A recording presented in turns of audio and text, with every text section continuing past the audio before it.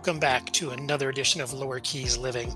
And today we are going to be talking about boats. Specifically, what are the best boats for the Florida Keys? There's a ton of choices and options to choose from down here. These are just a few. Center console's one of the more popular boats that you'll see down here. Pontoon boats, cat boats, bay boats, jet boats, flats boats, and deck boats. All of these are great boats, provide a lot of fun on the water, but they all have specific jobs and roles and very specific limitations with what they can do or how they perform on the water. So how do you decide? What's the best type of boat for you down here on the Florida Keys? Be honest about the activities you like to do and really think about how much time you'll spend doing each one. We wanted an offshore boat for fishing, diving, visiting the reefs, taking friends and family out to see the lighthouses, touring around, but really offshore capabilities for fishing and getting out to the reefs was a dominant one. But we also wanted a boat for accessing the backcountry, going out to the sandbars, for water sports. Our family loves wakeboarding, wake surfing, tubing, and just going out and hanging out with friends and family at the sandbars. So accessing that backcountry and the shallow waters was an important one. So we're going to start with what we were looking for in an offshore boat. All right, so we created a list of what were the must-have options on a boat. And these were the deal breakers. So we were looking for something 24 to 28 length. One, for safety, wanted something that size to get far out in the ocean. We're often 30, 40 miles out into the Gulf Stream, off the ledge in the deeper 1,500, 2,000 foot plus deep water. And then we also wanted something that was manageable for our canal. Our canal is only 35 feet wide. Anything much more than 28 feet, or actually anything over 28 feet, I'm not comfortable spinning that boat around for parking it at our dock and navigating in and out of the canal. So that 28 length, that was pretty much the max I was looking for to make it really viable and comfortable for us to get in and out of our canal. Definitely wanted a walk-through transom door. Transom dive door, really a nice feature to have if you're in and out of the water, even out of the sandbars, just to be able to walk through that transom right onto your swim platform into the water. Really convenient. It is a royal pain trying to lift gear up and over your transom or your gunnels getting in and out of the water. So a walk-through transom door, we knew that was a must-have on whatever boat we were going to end up with. We also wanted twin engines. This primarily was a safety concern. Going as far offshore as we want to, we always wanted that redundancy. In case something happened to one, we would have that backup to get in. And in fact, we were out a few months ago, about 17 miles offshore, and the lower unit went out on one of our engines. Fortunately, we had the second engine that got us back in just fine, and we're actually able to take the boat straight to our marine repair place, which has a dockside services. So we were able to get the boat into there, get it fixed, and we were back up and going. But that twin engines was a safety concern for us. We also really wanted a sturdy T-type swim dive ladder. They have a center post with the legs coming off each side, as opposed to the fold-down, more traditional ladders that you see. The T-type ladders, we have a 4-step ladder that goes down nice and deep, and it's nice because you can climb those ladders with your fins on. You can step up onto the ladder and pull all your gear off, set it on the transom of the boat while you're unloading, then climb right on up. Whereas with those fold down ladders, you can't get in there with your swim fins. So this sturdy T-type swim dive ladder was a must for us. The other thing that we wanted was zero wood in the construction. Most of the newer boats don't have any wood in there, but boats pre-2000, a lot of those manufacturers used wood as a core for building their transom, their decks. And down here, it's so hot, so humid, and no matter how well sealed they are, water seeps into those and you start getting wood rot inside the fiberglass. You end up with spongy, springy decks, a weak transom, something we never wanted. So we were looking for a 100% fiberglass composite boat in construction. And then the other thing was, because we were looking at this being a big fishing boat, is we wanted enough rod holders and we wanted outriggers for going out and trolling. So basically a really good all-around setup for fishing. Other things that we wanted were a good electronics platform, nice navigation units, but the type that we were looking for wasn't cast in stone. We just wanted something on there, but that was our primary list, is what you see right here. What we end up with? We ended up purchasing this 2007 Angler 2600. It is 27 feet overall from the bow to the props. The boat itself is 26 feet bow to transom, and then adding the engines on back, it's 27 feet. And I love this boat. It spins on a dime, so it's easy to pivot around in our canal. It also has a 22-inch draft, something that we were really looking for. Other boats we found in this size range probably had an extra 4 or 5 inches of draft on them. So this gives us quite a bit of clearance and lets us reach a lot of those places that we were looking to go. It also has twin 200 horsepower Mercury Optimax engines. They're both 2009s. Really good, have a good reputation on these engines, although we did have that lower unit go out on one when the engine hit around 1200 hours. And then we just last month had both midsections replaced, and that was a long, expensive project. And I'll go into that with another video. But really sound engines. They've both been completely rebuilt, so almost as good as new in operating condition right now. It burns 2 miles per gallon on the fuel.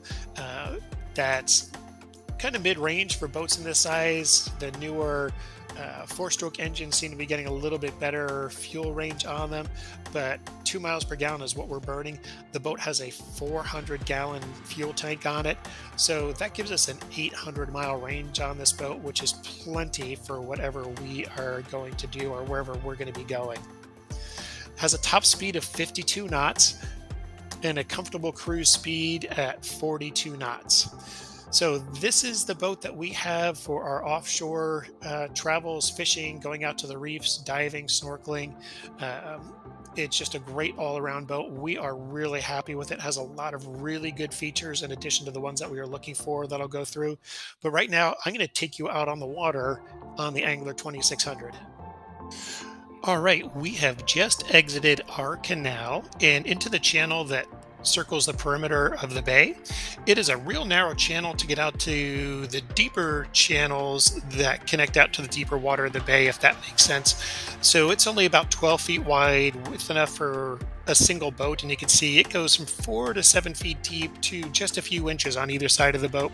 So a little slow navigating around here just to get out onto the bay, but once we make the turn, which you'll see here in a second, we are in deep enough water where we can throttle up and get the boat up on plane and cruise out across the bay. Here you are making that turn, and just a beautiful morning, which is why I decided to take you out onto the water for this little walkthrough of the boat. So the Angler, we still have the original analog instruments. You can see we're at 43 miles per hour here up on plane, just cruising on out to the Atlantic Ocean from our channel.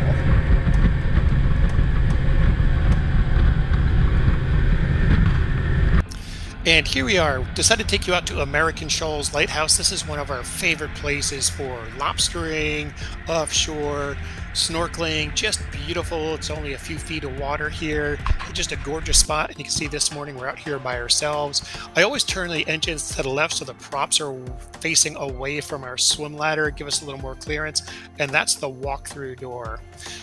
Here you can see we've got 4 rocket launchers or rod holders down low, another 4 up top on the bimini. That gives us 8 total rocket launchers on the boat. And there's an additional 6 rod holders, 3 on each side, just above the tow rail. And we've got 4 rod holders on each side of the boat that are all at different angles, and you'll see those in a different video on our trolling. Manual switches on everything here. Again, it is an older boat. We don't have the touchscreen control switches like the newer boats do, but super happy. This top unit is our sail-proof tablet, and I've got a review on those sail-proof tablets. That's a backup to our Simrad navigation unit. And you can see the depth sounder, we're at 8 feet of water right here out at the lighthouse. It gets shallower the closer you get to the lighthouse. These bow rails, the recessed bow rails, I love. Gives us a good secure handhold for our passengers without getting in the way and being a trip hazard. In the bow of the boat, we've got good size storage lockers on both sides underneath both seats. I took the padding, the seats out of this just for this trip. See, one side we keep our dive gear on. This side is extra safety gear, extra life jackets, and our quick access life jackets are up in that tea bag above the console that you saw a moment ago. Our fish locker or coffin box is in the floor. It's just over 5 feet long, plenty of room for all your big fish.